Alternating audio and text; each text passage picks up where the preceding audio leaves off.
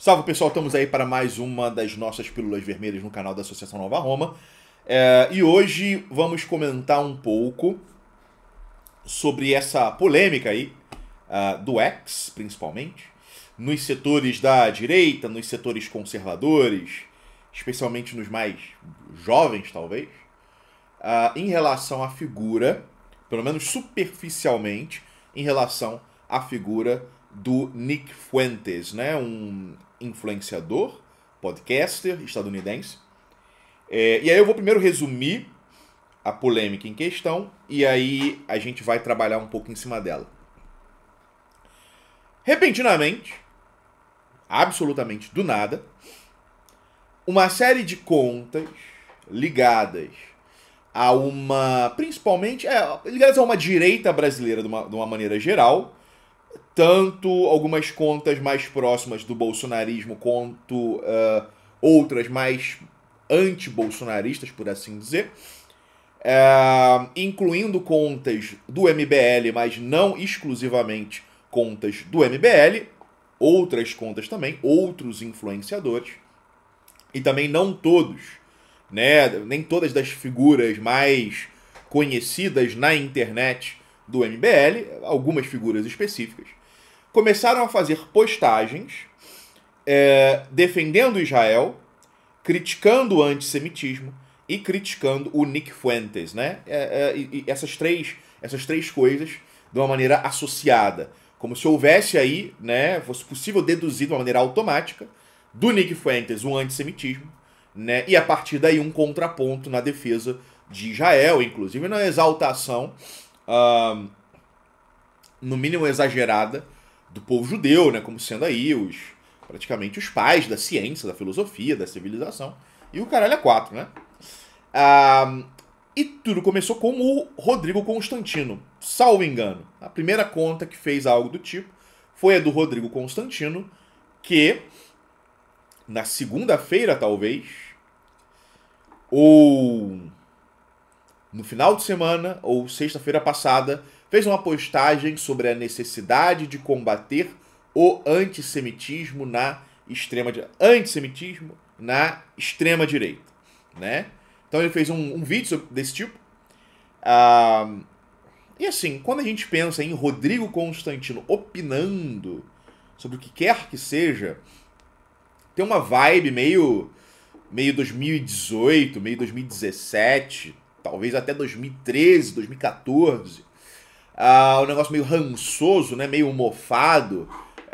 Eu achei até que tinha morrido já, enfim, tinha se aposentado, ou o que quer que seja, né? Porque é alguém que já perdeu há muito tempo a relevância e que não compreende o momento histórico absolutamente caótico, né? Extremamente pós-moderno em todos os sentidos que estamos vivendo, tá? Mas depois do Rodrigo Constantino, uns 2 dias depois, uns 3 dias depois, outras contas começaram a fazer isso, né? Outras contas começaram a fazer isso. A gente viu essas contas aí, né? Da resenha, por assim dizer. O pessoalzinho que vai ter uma surpresinha, né? Fazendo esse ataque ao Nick Fuentes, essa defesa de Israel ou do que quer que seja. E várias contas ligadas aqueles novos clássicos, que eu não sei se são do MBL, se entraram, se não entraram, são próximos, no mínimo, né? Então, na verdade, do Rodrigo Constantino foi para esse pessoal dos novos clássicos, e aí se alastrou. Porque aparentemente eles fizeram um vídeo, não vi o vídeo, eu não assisto vídeo, pessoal. Eu não assisto nenhum vídeo de ninguém, praticamente. Eu só assisto vídeo aí de documentário, vídeo de filosofia, ou então um clipe de música, ou o que quer que seja. Não assisto vídeo, não assisto... eu não assisto conteúdo que vai me dizer ou coisas que a dissidência dizia 20, 30 anos atrás, né? A democracia é ruim. Sério, né? Sério. Ai, ai. Como é que é? Criminosos são maus. Porra, beleza, tá, né? Tudo bem. Precisamos de um estado de exceção. Cesarismo, né? Tudo isso aí é coisa. São temas tradicionais, tá? Nada contra a pessoa descobrir, né? A pessoa jovem, né? De 12, 13 anos, aí começa a descobrir essas coisas, beleza, tudo bem. Mas eu não assisto esse tipo de conteúdo. Conteúdo que intelectuais de verdade já trabalharam e já, enfim, transmitiram, difundiram através de livros, através de entrevistas, através de vídeos, ou o que quer que seja. Eu não vou assistir nada que venha simplesmente repetir uma versão macunaíma, né, dessas coisas. Não preciso desse tipo de conteúdo. Também não preciso de conteúdo que não passa daquele neoconservadorismo ou liberal conservadorismo estadunidense mais rançoso, mais castrado, mais broxado, mais corno mesmo, nesse estilo bem Shapiro, como se fosse a crista da onda, como se fosse super de vanguarda, né? Vanguarda, aparentemente, para uma parte do público neoconservador brasileiro, é Ben Shapiro, é fazer uma versão Macunaíma, uma versão tropical do Ben Shapiro. Não me parece, né? Eu vou, obviamente, entrar nisso no vídeo. Não me parece que o que há de vanguarda aí pro Brasil é fazer cosplay do Ben Shapiro, pelo amor de Deus, né? Sei lá, se ainda fosse um Keith Woods, né? Enfim, tem vários, um Richard Duquesne, né? Enfim, tem vários caras aí interessantes fazendo um trabalho. Pessoal, uma versão aí brasileira da Arctos, né? De alguns intelectuais ali da Arctos, Daniel Freeberg, enfim, de qualquer um ali. Mas não, é Ben Shapiro, cara. Ben Shapiro é a vanguarda na mente dos caras. Né? Como é que a gente deduz isso? Porque os caras não estão divulgando o Ben Shapiro. Mas você percebe pelos talking points, né? Além da defesa do Estado de Israel, já começaram aí a fazer ataque, né, aos aposentados, aos idosos, né? Defesa aí de que as pessoas devam trabalhar para sempre, de que a aposentadoria no Brasil é alta demais. Tá? Já vi isso por aí. Isso é basicamente defender a linha liberal conservadora do Ben Shapiro. Ok? Sendo que não existe nada mais boomer do que essa linha política do Ben Shapiro. Eu não sei de onde os caras tiram que aquilo que é jovem é emular as posições do Ben Shapiro. Não tem nada mais boomer do que esse estilo aí de conservadorismo do Ben Shapiro, tá? Deixar claro. Isso aí, vindo de quem acompanha a política estadunidense, sei lá, o quê? 20 anos, 18 anos, tá? Eu conhecia o conteúdo do Ben Shapiro há muito. Eu lembro do Charlie Kirk, daqueles memes da época aí, que fazia aqueles memes em que iam diminuindo a cara do Charlie Kirk, né? Que ele aparecia muito no Prager, né? No Prager University.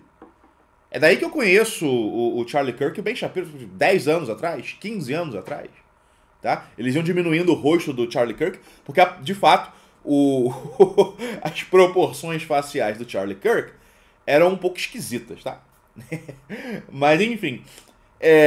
Às vezes os caras descobriram, né, esse ano, descobriram aí o Ben Shapiro. De fato, tem gente que talvez nunca tinha ouvido falar no Charlie Kirk. Tem gente que talvez nunca tinha ouvido falar nele.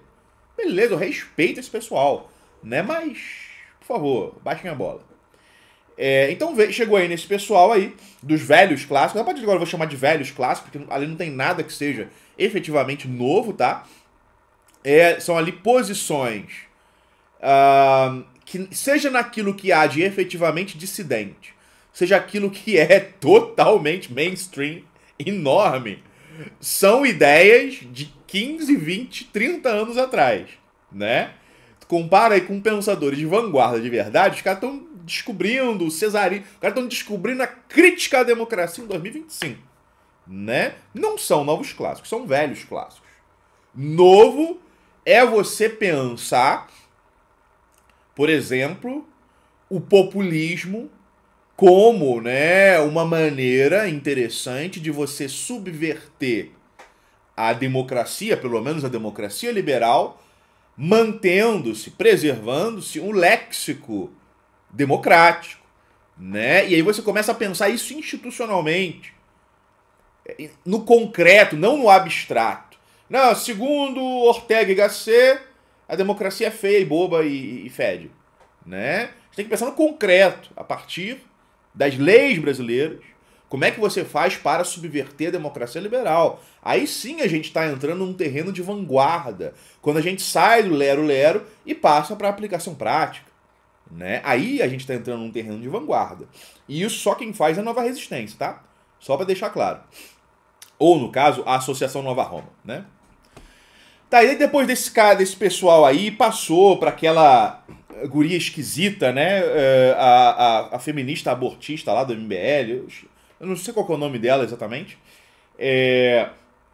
Tem o cara lá, o Goi beijador de muro, né? Tem um cara no MBL que é um Goi especializado em beijar muro. O cara já foi para Israel mais 5 vezes, já beijou 10 vezes o muro lá das lamúrias lá, o muro da derrota, o muro dos derrotados. O cara já beijou 10 mil vezes, né? Aí ele fez uma postagem ontem, um textão, falando que não podemos permitir a ruptura da aliança entre Estados Unidos e Israel. Nós quem, Goi? Nós quem? Ai, ai. Meu Deus do céu. O cara lá de Diadema, sei lá, falando aí um texto absurdo em defesa do Estado de Israel. Mas esse aí eu respeito porque ele é um porque esse aí a gente sabe que, né, o cara é um beijador profissional do Muro das Lamentações. Né? O cara provavelmente viu muita foto, né? Pô, o Trump beija o Muro das Lamentações. Bolsonaro beija o Muro das Lamentações. O Milei beija o Muro das Lamentações. Vou beijar também, né? Vou ganhar o poder assim. Quem mais que eu vi? Eu não lembro quem eu vi. Teve acho que um tal de Lopes, talvez. Não faço a menor ideia de quem é. Menor ideia de quem é. Parece meio tonto, né? Tem as contas aí que estão ali simplesmente defendendo a própria tribo, né? Enfim, o próprio grupo etno-religioso ou cultural. Eu não vou falar desse aí porque o cara tá fazendo, né, ali a autodefesa, né, promovendo os próprios interesses. E no MBL tem vários desses daí. Já bloqueei a maioria, ou todos, porque eu tendo a bloquear todo mundo que estava defendendo Israel ao longo desses últimos anos. Eu fui bloqueando todas as contas. Só de ver ali, às vezes, a bandeirinha de Israel, eu bloqueava para poder não me estressar com essas contas. Então, eu nem vi, mas soube. Eu te lembrar se teve alguma outra conta dessa galera do MBL. Então, olha só. Teve aí os tais, o Constantino, os velhos clássicos, a esquizofeminista, o beijador de muro, esse tal de Lopes, algumas outras contas menos relevantes. Sim, tem um tal de Renato Impera, né? Que acho que é um podcaster ou coisa do tipo, né? Ouvi falar que ele era monarquista, não sei se é monarquista. Não faço a menor ideia de quem é também, não significa nada, não sei exatamente quem é. Sei que aparentemente tá ligado aí ao MBL, então também entra nesse bolo. Tem mais alguém. Eu acho que eram basicamente esses. Daí tem esse pessoal aí da resenha, que aparentemente é bolsonarista. Eles são anti-MBL, né? Eles são anti-MBL. E aí eu acho que, de um modo geral, nós temos aí a seleção, a lista daqueles que fizeram postagens desse tipo em defesa do Estado de Israel ao longo dos últimos dias. O que a gente descobre? A gente descobre o seguinte: nessa segunda-feira agora, um agente do Mossad, aquele André Leist, né, do Stand With Us Brasil, ele foi dar uma palestra numa faculdade na USP e foi impedido de palestrar. E tá agora ali chorando na internet e por aí vai. Eu achei o timing meio suspeito, né, dessas atividades aí do André Leist e essa onda repentina de defesa do Estado de Israel por figuras tanto da direita bolsonarista quanto da direita antibolsonarista. Bem suspeito. Não quer dizer que estejam levando dinheiro, né? Não quer dizer que estejam levando, não quer dizer que todos estejam levando dinheiro. Existe aí, quando a gente vê uma ação coordenada na internet, não quer dizer que cada pessoa individual ali está recebendo dinheiro. Você pode ter alguém recebendo dinheiro e o resto pode ser só mimetismo social. Isso acontece mesmo. Você vê algumas pessoas fazendo, algumas pessoas influentes, algumas pessoas que são parte do seu círculo, e aí você começa a fazer a mesma coisa. Mas é claro também que pode ser alguma diretriz, porque parece que houve alguma polêmica lá no MBL de alguém comentando algo que foi tomado como antissemita pelos outros. Não sei se foi algo antissemita de verdade, porque eu não vi o que era. Né? Então talvez as pessoas se sintam na necessidade de pagar esse pedágio. Porque apesar de repetirem, né? Vocês acham que... eles insistem muito que eles não acreditam que os judeus mandam no Brasil, ou mesmo mandam no mundo, ou mesmo no Brasil. Mas aparentemente acham suficientemente importante pagar pedágio. Né? Me parece que aí que há uma grave contradição. Porque ou você, de fato, não acredita que os judeus são excessivamente influentes, ou você não acredita nisso, né? Ou você está por aí pagando pedágio, porque você só paga pedágio se você acha que aqueles para quem você está pagando pedágio são suficientemente influentes para te prejudicar ou para te ajudar, caso você pague pedágio suficiente. Tá? Então, me parece que tem aí uma clara contradição. Me parece que aí é uma contradição insuperável. Porque eu não vejo ninguém pagando pedágio, sei lá, para turco, para russo, para chinês. Só quem paga pedágio para o chinês é o pessoal lá que é influenciador com vínculos com a China, né? Que morou lá, que mora lá, ou qualquer coisa do tipo. Mas tirando, a gente não vê... a gente vê poucas pessoas. Aí a gente vê defesas, né? Que às vezes são umas defesas, né, ideológicas ou coisa do tipo. Mas um pedágio nesse nível aí, igual, estão pagando para Israel e, em geral, estão pagando para os judeus, só tem como derivado uma crença de que, de fato, os judeus seriam suficientemente influentes para prejudicar, né, essas pessoas, esses movimentos, esses grupos, ou ajudá-los. Tá? Lembrei até de outra conta, e essa conta é paga, tá? Essa conta de fato é de agente pago, que é daquele Regulus, né? Que é um postador de factoides geopolíticos que se finge de analista geopolítico. Ele também, nesse caso é pior, porque ele inclusive estava tentando transformar os libaneses, os sírio-libaneses, né, narrativamente nessa elite que controla o Brasil. Como se o real controle de um país viesse das mãos de deputados e senadores e alguns médios, grandes empresários do setor industrial. Né? Como se fosse isso aí a elite verdadeira e oculta. Né?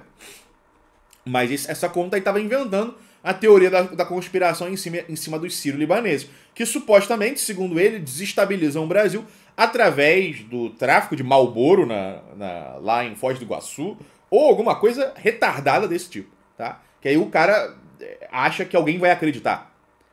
O cara acha que alguém vai acreditar. O cara vem com essa tese aí, não, isso na verdade quem manda no Brasil são os sírio-libaneses, através do tráfico de cigarro em Foz do Iguaçu. Acreditem, por favor.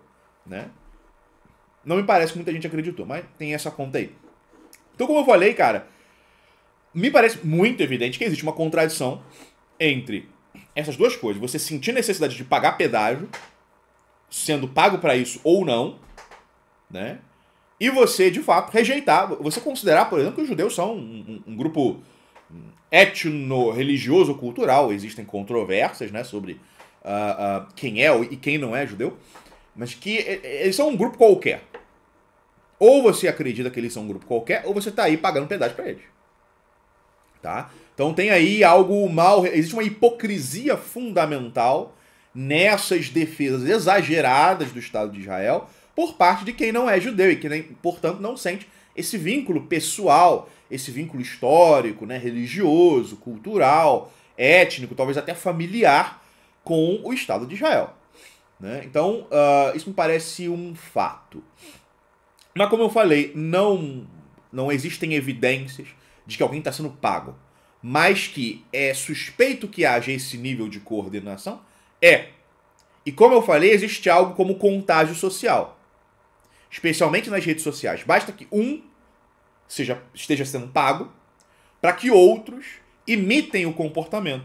Porque a pessoa tem uma conta grande, uma conta influente, ela faz uma determinada postagem, e outros influenciados por isso, suscetíveis a isso ideologicamente, né, por causa do seu próprio cabresto ideológico, daí eles vão e copiam aquilo sem estarem sendo pagos. É sucesso total. É assim que se viralizam ideias. Se você acha que o Estado de Israel paga toda a conta que faz uma postagem pró-Israel, não existe tanto dinheiro assim no mundo para poder pagar todo mundo que tem uma conta com mais de 5 mil seguidores que esteja fazendo uma postagem pró-Israel, né? Então tem muito aí de mimetismo.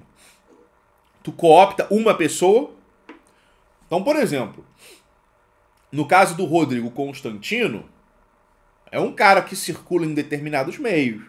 Né? Não sei se ele, em alguma medida, foi pressionado, influenciado, cooptado, se pediram a ele para ele fazer esse tipo de postagem ou coisa do tipo. Porque foi algo muito aleatório, muito repentino. Né? Outros, aí talvez não. Talvez ninguém no MBL esteja sendo pago especificamente para fazer isso. Talvez uma pessoa. Talvez foi um pedido vindo de cima da organização para algumas pessoas fazerem isso, para limpar a barra do grupo, do MBL, levando em consideração que é óbvio, né? Você, todo mundo, especialmente em São Paulo, todo mundo que disputa eleições, por exemplo, vai na Hebraica, né?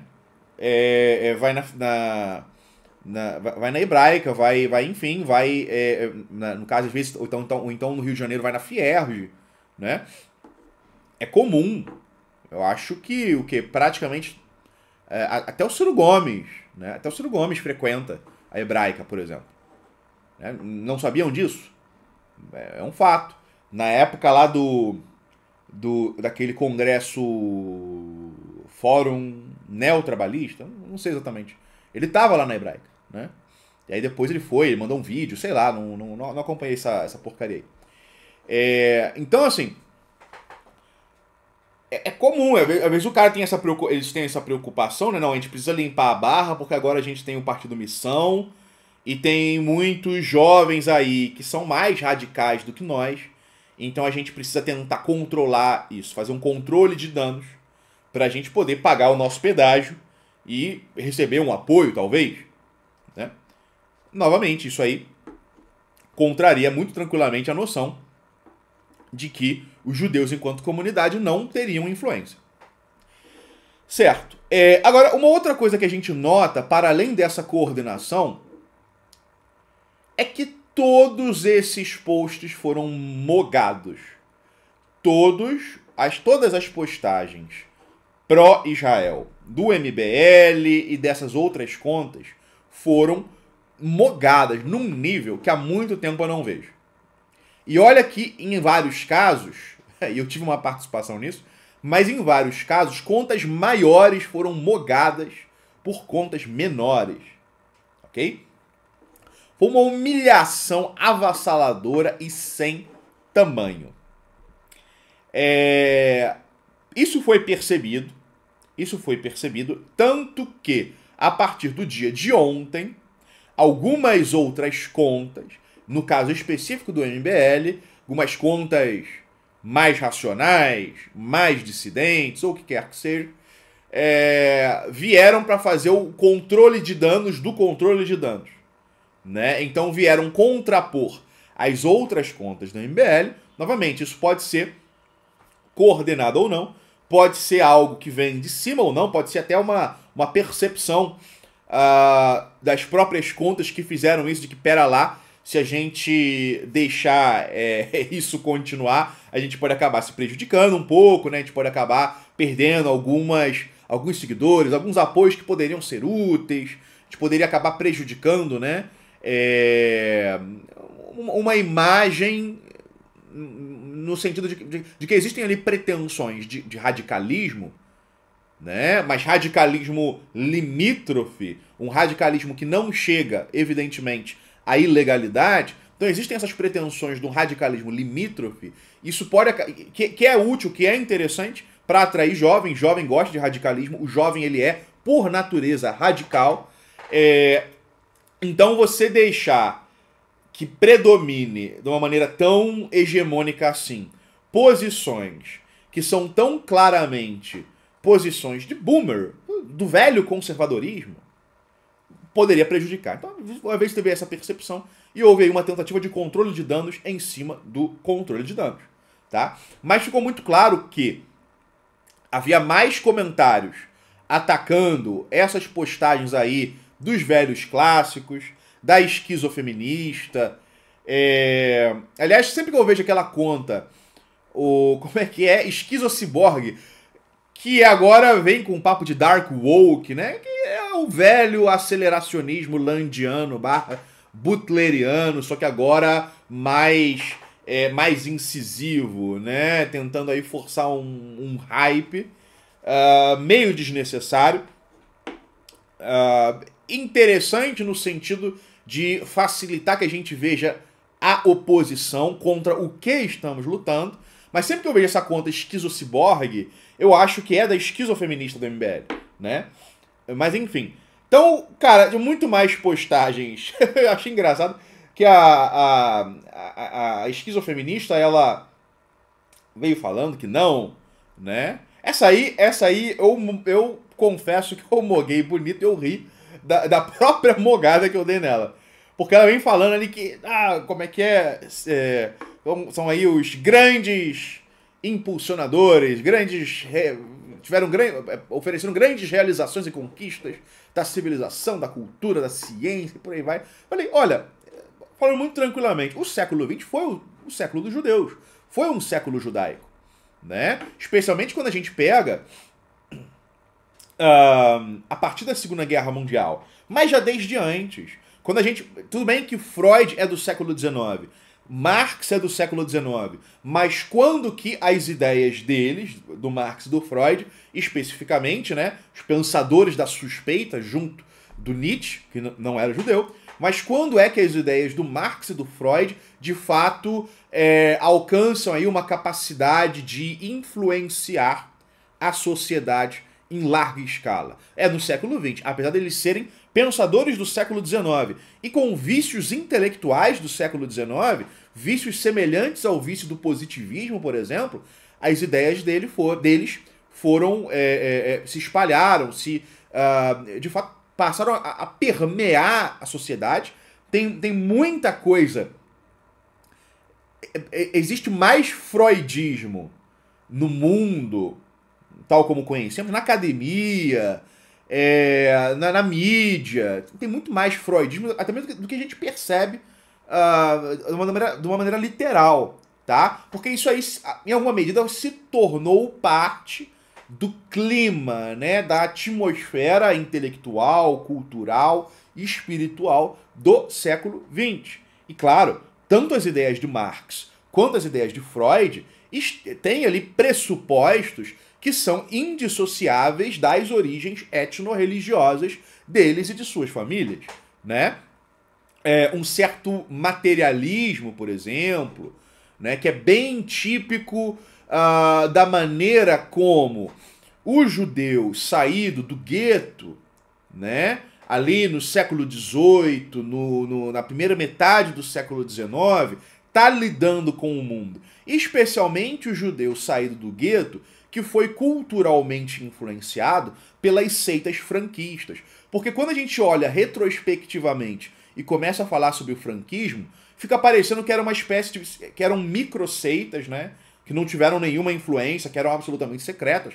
Mas quando você, de fato, lê livros sobre o assunto, e não lê sobre franquismo na internet, mas de fato lê academicamente sobre o franquismo, você percebe que em lugares como, por exemplo, né, a Boêmia, né, a atual República Tcheca, de um modo geral nos territórios do Império Austro-Húngaro, na Alemanha, na Polônia, em alguns outros lugares, o franquismo adquiriu uma grande popularidade, né, tal como o sabatianismo antes dele. E o franquismo ele tem uma leitura cabalística da realidade que é invertida, que é materialista, né? Que é antitradicional quando a gente pega aí talvez uma leitura quietista, né? De um judaísmo mais tradicionalista.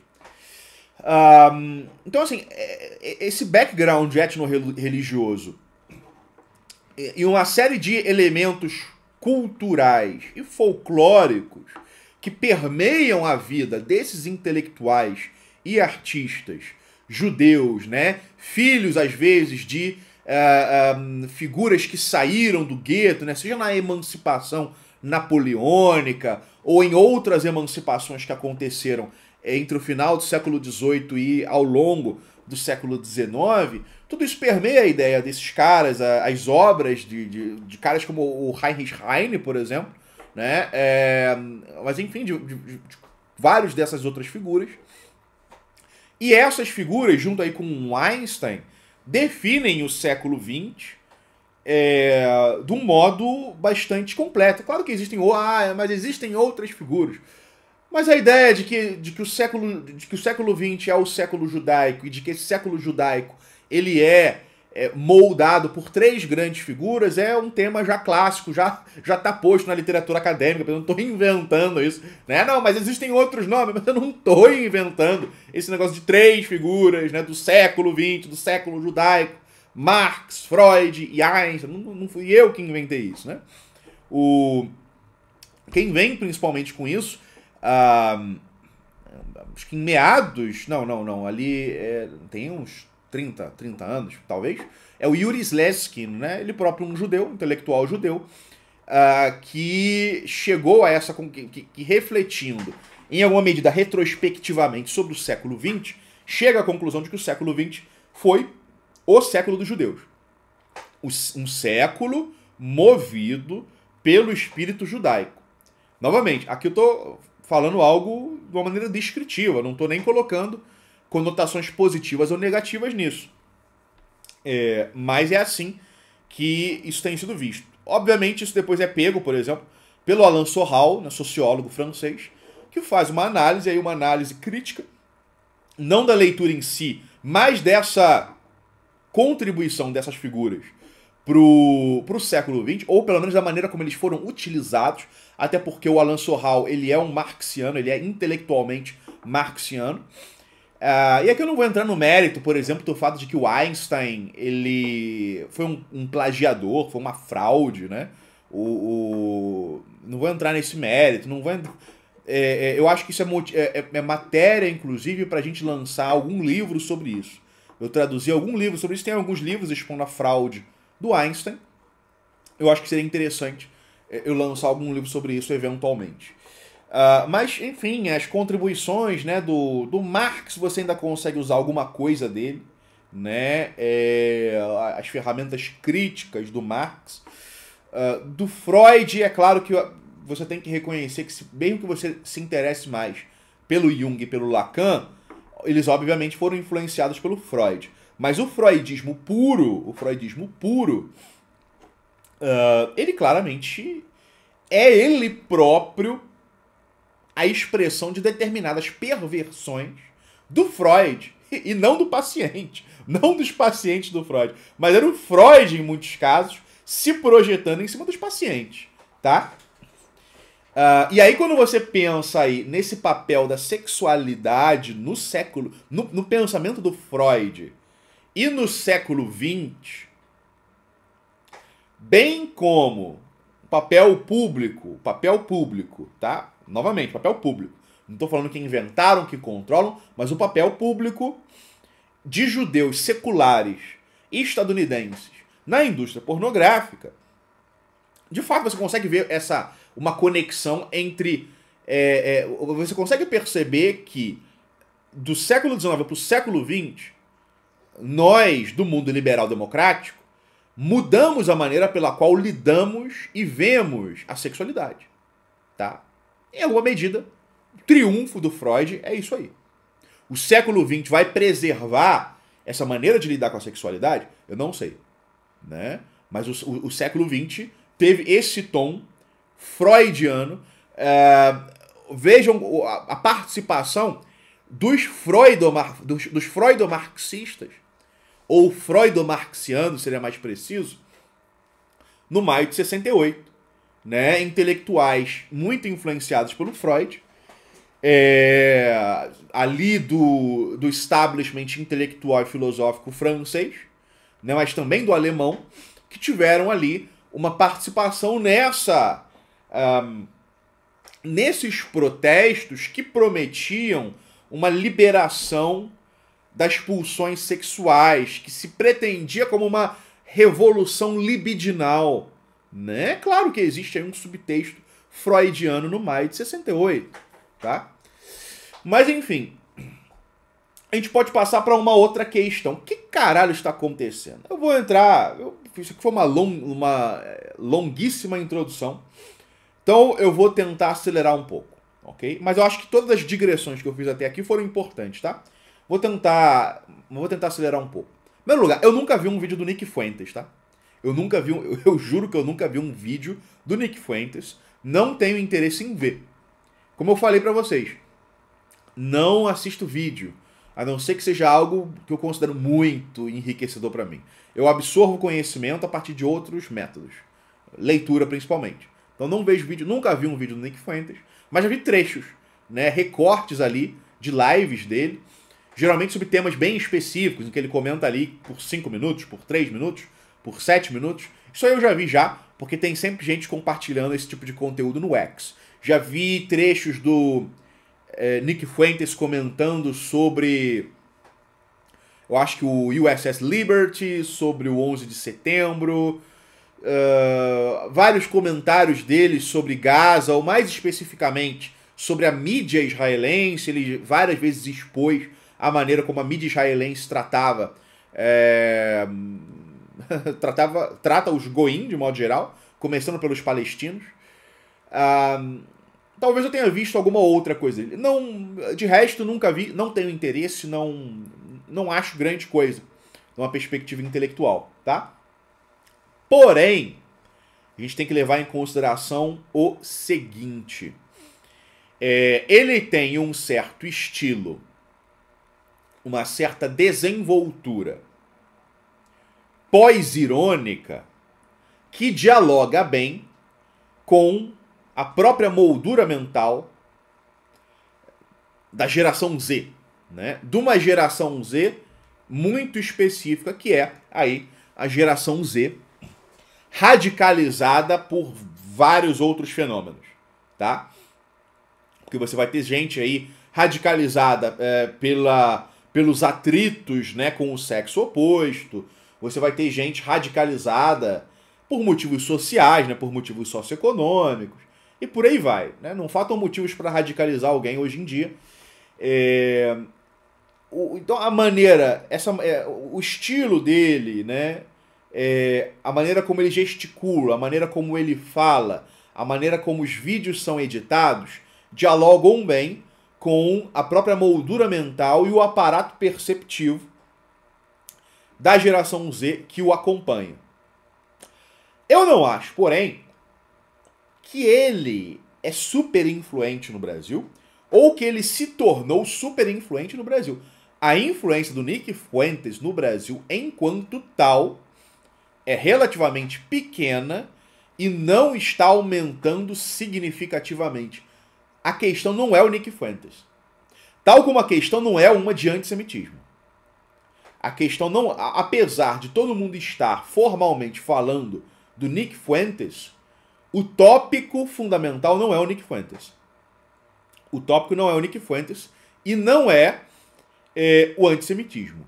O tópico fundamental é o seguinte: em que medida nós podemos criticar o Israel enquanto Estado, o sionismo enquanto ideologia, o judaísmo enquanto religião e os judeus enquanto povo.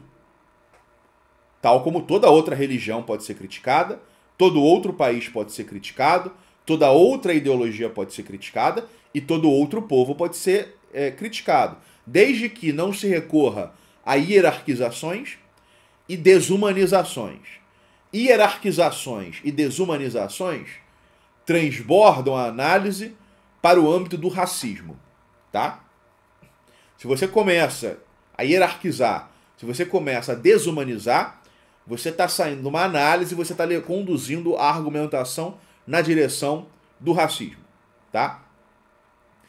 E é aí que é vil tanto a atribuição imediata de antissemitismo ao Nick Fuentes, quanto tratar o antissemitismo do Nick Fuentes e a sua influência sobre jovens como o tema principal. Porque não é esse o tema principal. O tema principal, eu vou repetir qual que é o tema principal que está em discussão.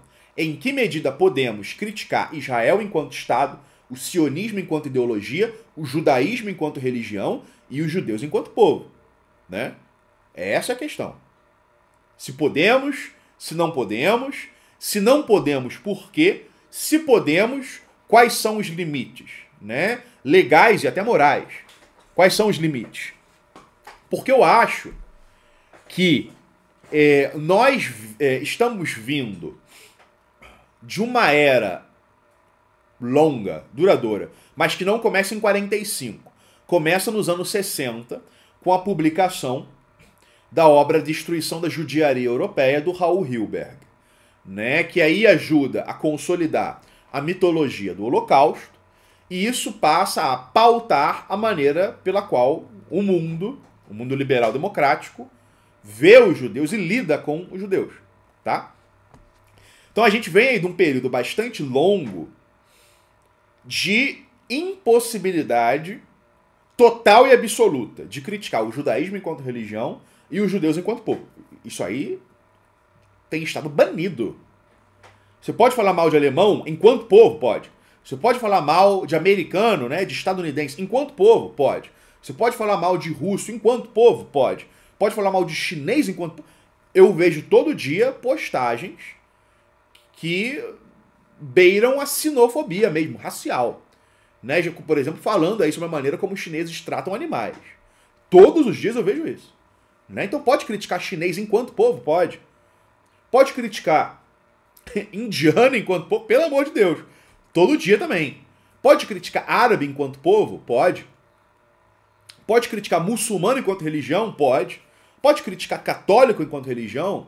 Protestante, né? Ortodoxo, macumbeiro. Pode tudo isso. Praticamente sem limites. Praticamente de maneira ilimitada.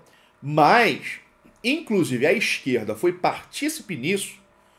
Você podia, quiçá, talvez, quem sabe, criticar Israel enquanto Estado e muito moderadamente o sionismo enquanto ideologia. Porque a gente sabe que existe quem defenda que criticar o sionismo, como o sionismo não passa da defesa da existência dos judeus, né? É mentira, não é isso que é o sionismo, mas como colocam o sionismo dessa maneira,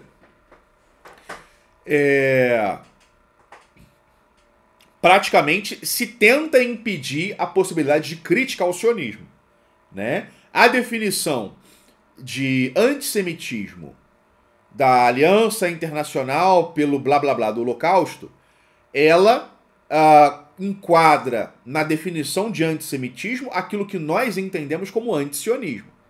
Então existe essa tentativa de ilegalizar a crítica ideológica do sionismo, mas o sucesso disso é pequeno, é parcial. O discurso não cola tanto. Não obstante, a crítica do judaísmo enquanto religião e a crítica dos judeus enquanto povo são temas completamente banidos.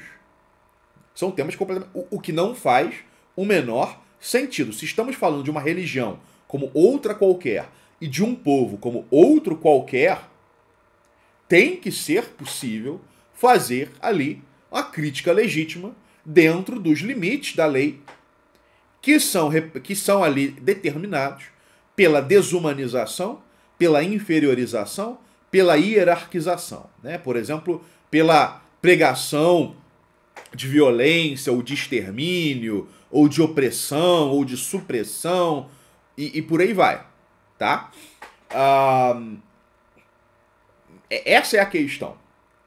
E, em alguma medida, o Nick Fuentes tem sido um dos veículos por meio dos quais se conseguiu expandir a janela de Overton até normalizar, pelo menos em parte, e principalmente para a juventude, a crítica do judaísmo enquanto religião e dos judeus enquanto povo histórico. Né? O Nick Fuentes ele é um desses veículos. Ao apresentar ali a sua argumentação, as suas evidências, prints ou o que quer que seja, sobre algumas contribuições negativas, seja de Israel enquanto Estado, geralmente com foco nos Estados Unidos, né? De Israel enquanto Estado, ou da diáspora judaica nos Estados Unidos em relação à soberania dos Estados Unidos, né? Ao chamar a atenção para isso, ao apontar para isso, né? Ele aborda esse tema de uma maneira que foi normalizando para muitos jovens esse tipo de reflexão. Não se trata de pensar uma besteira sobre os judeus controlam o mundo. Não tem ninguém falando isso.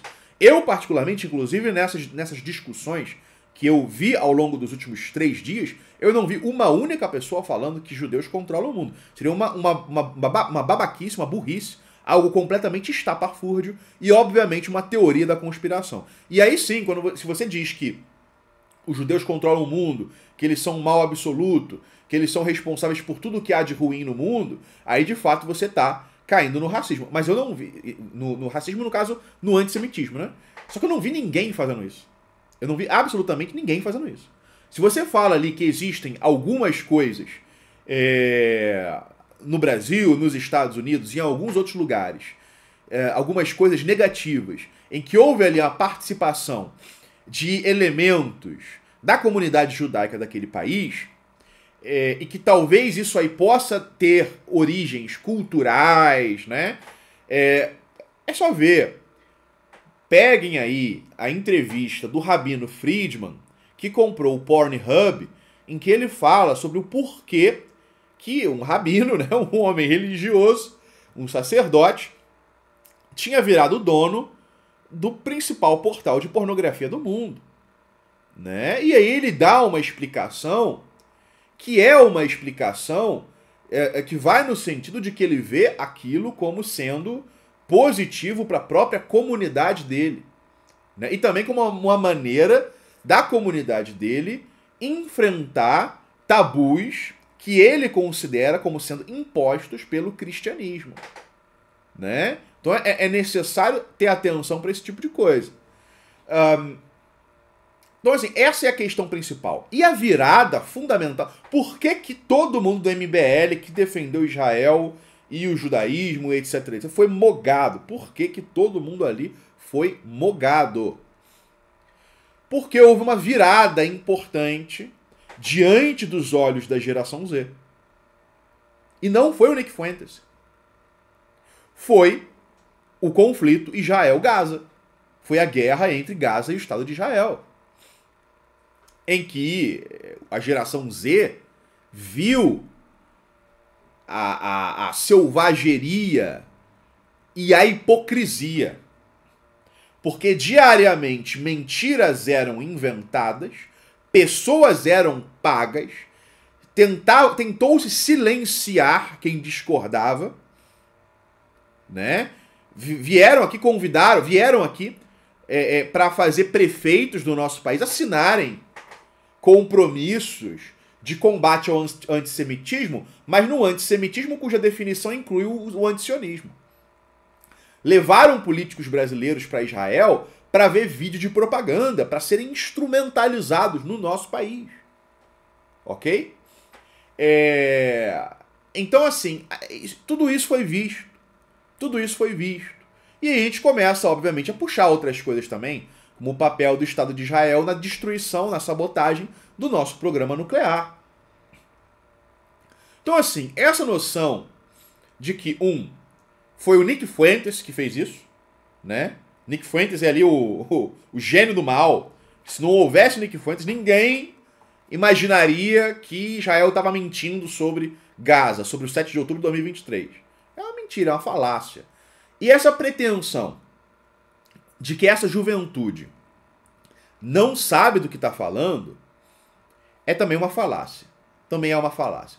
Porque não existe só o Nick Fuentes. Hoje em dia no X, o pessoal divulga PDFs, divulga um monte de conteúdo. Ah, não, mas são influenciadores, não estão lendo os clássicos. Quais clássicos? Voltaire? Sabe o que Voltaire dizia sobre esse tema? Não é o Voltaire?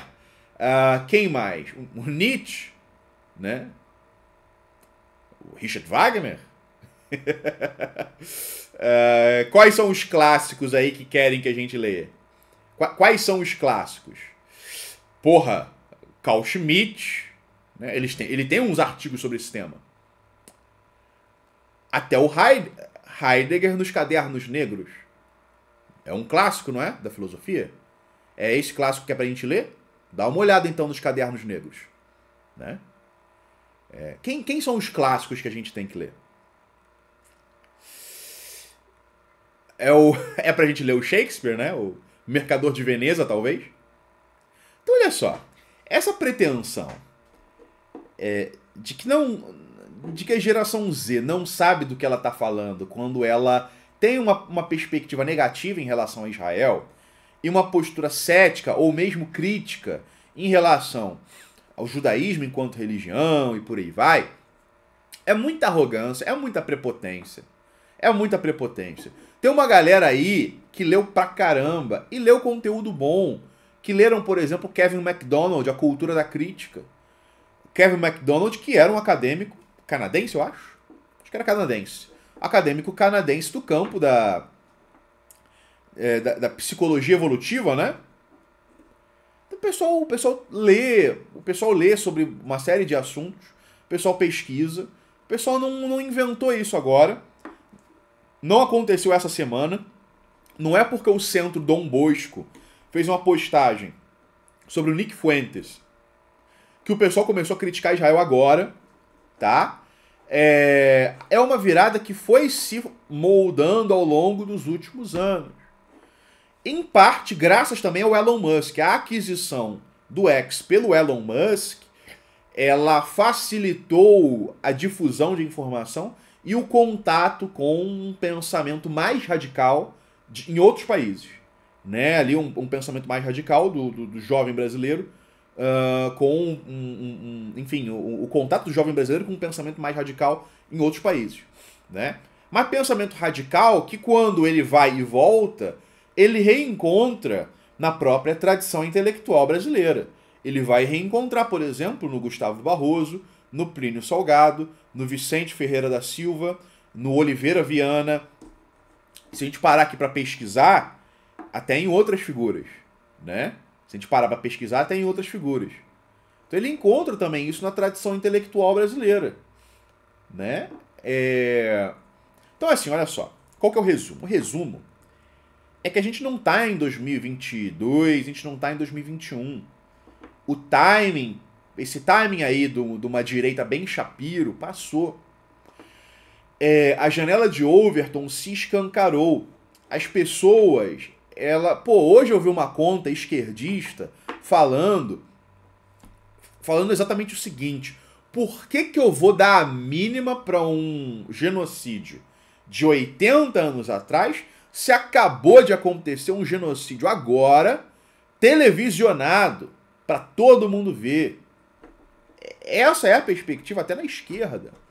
E na direita também, né? Não sempre necessariamente por causa da causa palestina, mas até mesmo quem não quer se meter em questão Israel-Palestina, observou ali para o comportamento do Estado de Israel e como esse comportamento do Estado de Israel foi apoiado, inclusive, pela comunidade judaica brasileira. As pessoas veem. E aí? Qual conclusão que você acha que muita gente vai acabar tirando? Vai acabar tirando uma conclusão negativa, uma conclusão cética, né? Muita gente vai acabar problematizando, né? Isso é importante de entender, porque isso em alguma medida está pautando sim um imaginário de uma parte significativa da juventude política brasileira, né? Da juventude política conservadora e talvez também da juventude política socialista. Talvez também da juventude política socialista. Isso aí é algo que também tem que ser pesquisado. A essa altura do campeonato, quantos são os jovens de esquerda, mas esqueça PSTU, PSOL, por aí, jovens petistas e do PCO, por exemplo, quantos jovens aí dessas formações políticas não têm hoje posições parecidas com a desses jovens direitistas radicais, né? Por quê? Porque tudo mudou. O clima cultural mudou. Toda a atmosfera mudou em relação ao Estado de Israel, né? Ou mais especificamente por causa das ações do Estado de Israel. Tudo isso mudou. De modo que não adianta culpar o Nick Fuentes por antissemitismo, nem atribuir críticas ao judaísmo religioso e aos judeus enquanto povo a um antissemitismo.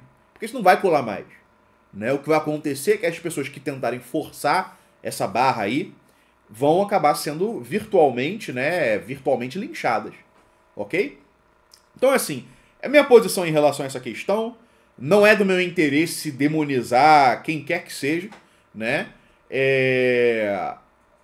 Mas apenas aí apontar para o caráter um pouco patético dessa tentativa aí de transformar, de criar um campo dissidente inspirado pelo Ben Shapiro no Brasil, né? Não. Isso aí não vai rolar. Não vai rolar. Então, é isso aí, pessoal. Essa é a Pílula Vermelha de hoje. Até a próxima.